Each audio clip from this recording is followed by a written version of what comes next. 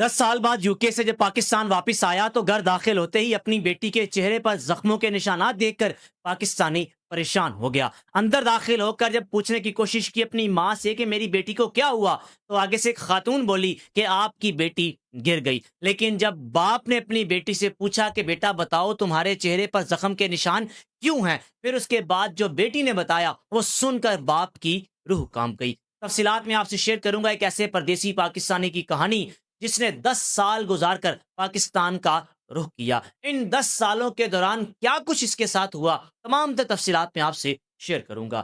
جناب علی پاکستانی، اس کا تعلق وہاڑی سے ہے۔ شادی ہوئی، شادی کے تقریباً کوئی 8 سے 10 ماہ بعد پاکستان سے برطانیہ چلا گیا۔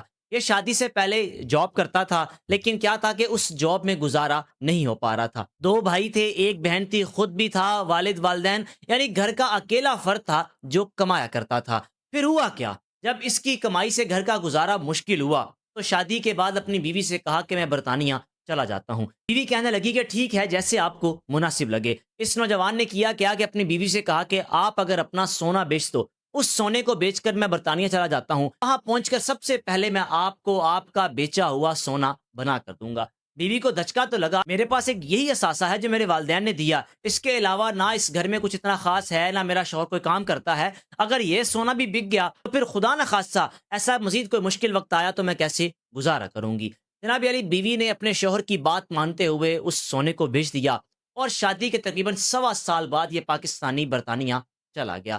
جب برطانیہ جانے لگا تو بیٹی پیدا ہوئی، بیٹی جو کہ صرف 1 مہینے کی تھی۔ برطانیہ سے پاکستان پہنچا تو بیوی کے پاس کوئی اتنا خاص موبائل فون نہیں تھا، یعنی اس وقت کی بات ہے جب واٹس ایپ وغیرہ یا ویڈیو کال کے ذریعے یا گھر والوں سے بات نہیں کر پاتے تھے۔ ایک ہی فون گھر میں ہوتا تھا جس کو آپ پی ٹی سی ایل کہہ سکتے ہیں، یعنی لینڈ لائن نمبر کے ذریعے آپ پردیس بیٹھے اپنے بیٹے کے ساتھ بات کر لیا کرتے تھے۔ جناب علی، یہ شخص برطانیہ پہنچ گیا۔ برطانیہ پہنچنے کے بعد کوئی 1 سے 2 مہینے گھر والوں سے کوئی اتنا خاص رابطہ نہیں ہو سکا۔ اپنی بیوی کو یہی کہنا کہ میں آپ کو اپنے پاس بلا لوں گا۔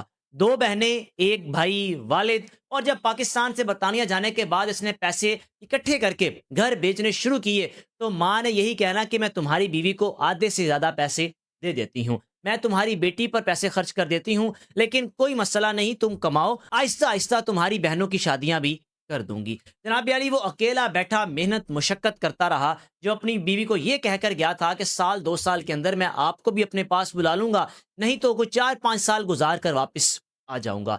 1 سال گزرا، 2 سال گزرا، 3 سال گزر گئے۔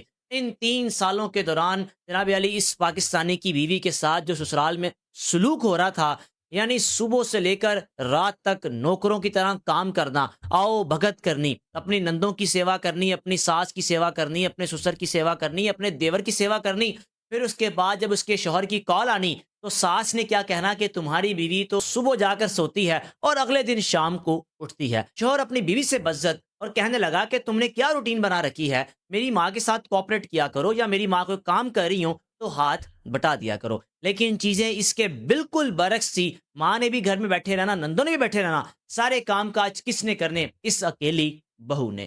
جناب علی، وہ پیسے بیچتا رہا لیکن پیسے آگے سے بہو کو نہیں ملتے تھے، اور اس شخص کو یہی پتا تھا کہ جو پیسے بیچتا ہوں اس میں سے آدھے پیسے میری بیوی کو ملتے ہیں، جس سے میری بیوی مہنگا جوڑا پہنتی ہے، میری بیٹی اچھا لباس پہنتی ہے۔ وہ 4 سال کا عرصہ گزر گیا۔ اس نے اپنی ماں سے کہا، اماں میں واپس آ رہا ہوں، 4 سال ہو گئے، مزید اپنی بیوی اپنی بیٹی سے دور نہیں رہ سکتا۔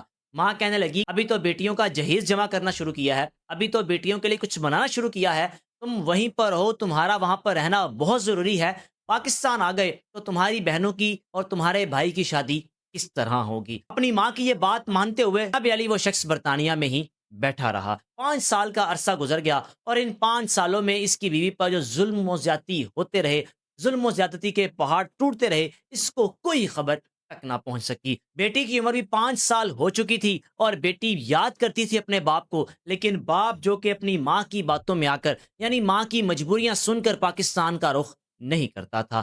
عرصہ 6 سال کا گزر گیا۔ دوستوں نے کہنا شروع کر دیا کہ واپس چلے جاؤ، اپنی ماں سے اجازت نہ لو، فوری چلے جاؤ، تمہاری بیوی ہے، تمہاری بیٹی ہے، تم کس حال میں ان کو چھوڑائے ہو؟ مانا تم اچھے پیسے بیچتے ہو، لیکن کیا معلوم ان کی حالت کیسی ہو۔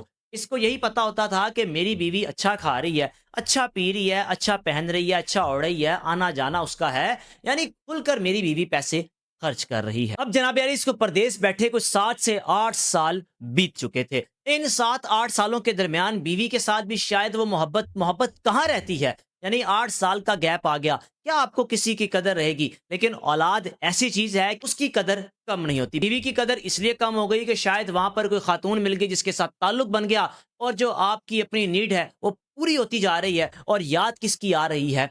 बेटी की। अब इसको अरसा 8-9 साल गुजर चुके थे। इन सालों के दौरान माँ ने अपनी बेटियों की शादियां शहाना की, अपनी बेटियों को जेवरात बनाकर दिए। किसकी कमाई से? अपने बेटे की कमाई से। अपने छोटे बेटे को जो पाकिस्तान में था उसने भी कारोबार कर लिया, उसका भी घर बार बन गया। लेकिन अगर कुछ नहीं बना तो इस परदेसी का नहीं बना जो 9 साल से वहां पर मौजूद था।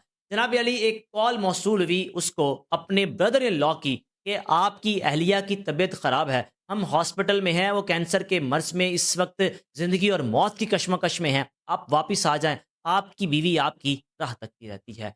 इसकी आंखों में आंसू, परेशान हो गया कि मेरी माँ ने कुछ बताया नहीं, मेरे खानदान के लोगों ने मुझे कुछ बताया नहीं, मेरी बीवी कैंसर के मर्ज में मुब्तला हो चुकी है और मैं इस वक्त बरतानिया में मौजूद हूँ। ये वापस इसलिए नहीं आ सका कि उस वक्त एक ऐसी खातून के साथ ये ताल्लुक में आ चुका था, इसने इसको निकाह के लिए बोला और इसने फिर उसके साथ निकाह कर लिया। पाकिस्तान बैठी इसकी बीवी जो कि कैंसर की बीमारी का शिकार थी और कैंसर के मर्ज से लड़ते लड़ते इंतकाल कर गई। फिर किया क्या? इसकी बीवी के घर वालों ने जो इसकी बेटी थी वो दादी के हवाले कर दी और इसने खुद बरतानिया में एक खातून के साथ शादी कर ली। 1 साल बाद बरतानिया बैठे भी इसके यहाँ जब बेटी पैदा हुई तो 2 बेटियां हो चुकी थी, एक बेटी पहली बीवी में से और दूसरी बेटी दूसरी बीवी में से।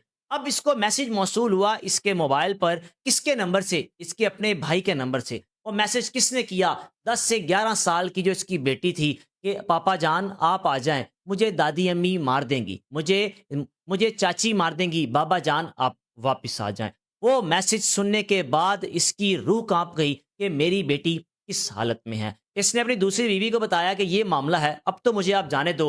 वो बीवी भी जो कि माँ बन चुकी थी, ममता जाग गई। उसने सोचा कि अगर यही कुछ मेरी बेटी के साथ हो तो मुझ पर क्या बीतेगी, इसको वापस जाना चाहिए। जनाब अली ये खामोशी से चुपके से वापस पाकिस्तान आया। इससे पहले कुछ 6-7 महीने इसने अपने घर वालों के साथ बिल्कुल कट ऑफ कर लिया था, पैसे भेजने खत्म कर दिए थे, क्योंकि जब इसको हकीकत मालूम हुई कि एक तो मेरी बीवी का इंतकाल हो गया, दूसरा जो कुछ भेजा सब कुछ इन्होंने बना लिया और मुझे बताया कि कुछ बनाया ही नहीं। अब जब खामोशी से अपने घर पहुंचा, घर की दीवारें तब्दील, घर का गेट तब्दील, घर का मंजर ही तब्दील हो चुका था। यानी वो घर था ही नहीं जो घर ये छोड़कर गया था, एक शहाना घर की शक्ल इख्तियार कर चुका था। दरवाजा नॉक किया तो 10 साल की लड़की ने आकर दरवाजा खोला। वो लड़की कोई और नहीं बल्कि इसकी बेटी थी और इसके चेहरे पर जख्मों के निशान थे। पहले तो ये अपनी बेटी को मुसलसल देखता जा रहा है, फिर उसके बाद घर में दाखिल होने लगा तो एक खातून आ गई, कहने लगी आप कौन हैं?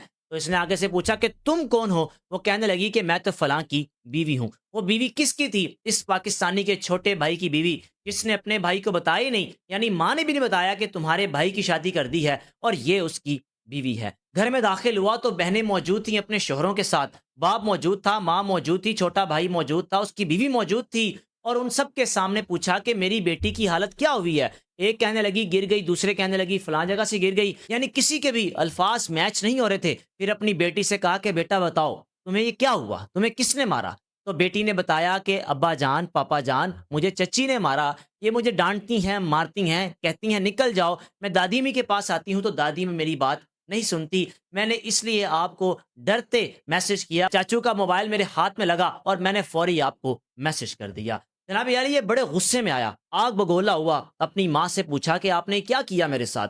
मेरी बीवी छीन ली, मेरी बेटी के साथ ये सलूक कर रहे हैं, मैं वापस आया हूँ, आपने कहा कि हमने कुछ बनाया ही नहीं, या अगर बनाया भी है तो तुम्हारे लिए बनाया है, लेकिन यहाँ तो मेरा कुछ भी नहीं, सब कुछ आपका बना हुआ है। जनाब अली घर वालों ने कहा कि तुम हो कौन, जुबान कैसे चला रहे हो? यानी जिसने इस मुकाम तक उस पूरे घर वालों को, खानदान को पहुंचाया, वही उनके निशाने पर आ गया।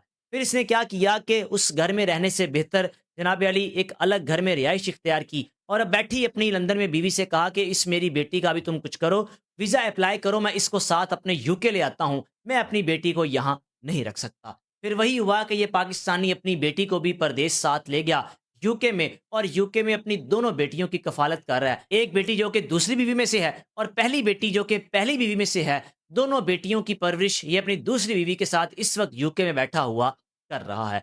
स्टोरी में लेसन यही है कि परदेश तो चले जाते हैं, لیکن پیچھے حال احوال پوچھتے رہیں۔ دوسری چیز ہے کہ جب آپ UK، USA، یورپ ان ممالک میں جاتے ہیں تو آپ کو کئی سال لگ جاتے ہیں۔ ہاں، اگر لیگل جائیں تو آپ ٹائملی واپس آ سکتے ہیں، لیکن اگر انلیگل طور پر جائیں تو آپ کو کئی سال لگ جاتے ہیں، واپس نہیں آ پاتے۔ کچھ لوگ ایسے بھی ہیں جو لیگل ہونے کے باوجود پیچھے مڑ کر نہیں دیکھتے اور زندگی اپنی باہر گزار دیتے ہیں۔ کس کے لیے؟ پیسے کے لیے۔ پیسہ تو آ جاتا ہے لیکن اولاد بھی دور ہو جاتی ہے، بیوی بھی، رشتہ دار بھی، خاندان، سب فرد آپ سے دور ہو جاتے ہیں۔ رائے کا لازمی اظہار کیجیے گا۔ میزبان کو اجازت دیجیے۔